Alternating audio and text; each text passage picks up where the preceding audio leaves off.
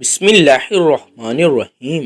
ایک استاد تھا، وہ اکثر اپنے شاگردوں سے کہا کرتا تھا کہ یہ دین بڑا قیمتی ہے۔ ایک روز ایک طالب علم کا جوتا پھٹ گیا، موچی کے پاس گیا اور کہا میرا جوتا مرمت کر دو، اس کے بدلے میں تمہیں دین کا ایک مسئلہ بتاؤں گا۔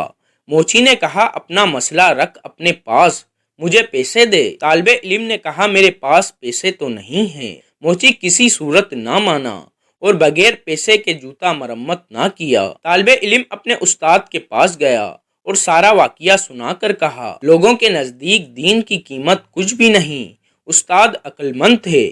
طالب علم سے کہا اچھا تم ایسا کرو، میں تمہیں ایک موتی دیتا ہوں، تم سبزی منڈی جا کر اس کی قیمت معلوم کرو۔ وہ طالب علم موتی لے کر سبزی منڈی پہنچا اور ایک سبزی فروش سے کہا اس موتی کی قیمت لگاؤ۔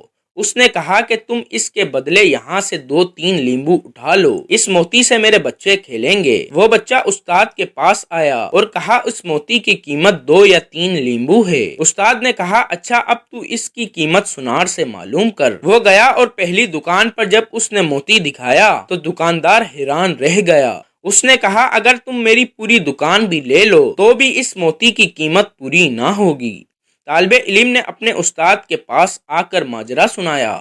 استاد نے کہا بچے، ہر چیز کی قیمت اس کی منڈی میں لگتی ہے، دین کی قیمت اللہ کی منڈی میں لگتی ہے، اس کی قیمت کو اہل علم ہی سمجھتے ہیں، جاہل کیا جانے دین کی قیمت کیا ہے۔ ناظرین کمنٹ باکس میں اللہ تعالیٰ کے 99 ناموں میں سے ایک نام ضرور ٹائپ کریں۔